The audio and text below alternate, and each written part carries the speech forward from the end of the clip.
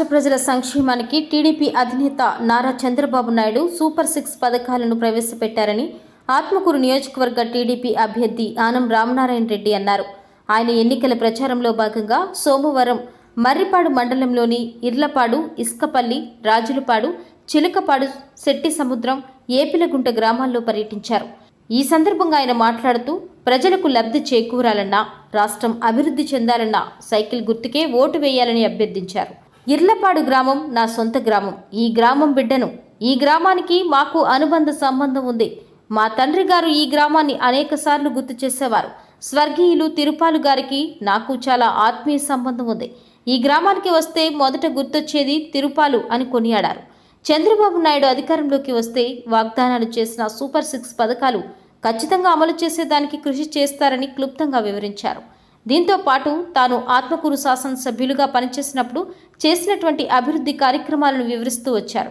తిరిగి నియోజకవర్గ అభివృద్ధితో పాటు మర్రిపాడు మండల అభివృద్ధి కూడా కృషి చేస్తానని ప్రజలకు వివరించారు. పలు గ్రామాల్లోని ప్రజలు చెప్పినటువంటి సమస్యలను కూడా పరిష్కరించేందుకు కృషి చేస్తానన్నారు. ప్రత్యేకంగా మర్లపాడు మండలానికి సోమశిల జలాలు వచ్చేందుకు తప్పకుండా ప్రయత్నిస్తానన్నారు. అలానే సోమశిల హై లెవెల్ కెనాల్లో భూములు కోల్పోయిన బాధితులకు నష్టపరిహారం కూడా ఇప్పిస్తామన్నారు.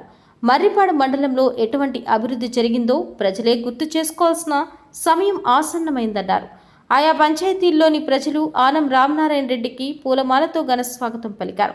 ఈ కార్యక్రమం తెలుగుదేశం పార్టీ నాయకులు గుర్రం నాగేశ్వరరావు, సర్పంచ్ గుర్రం శ్రీనివాసులు, నెల్లూరు పెంచిలయ్య ఆధ్వర్యంలో ఘనంగా నిర్వహించడం జరిగింది.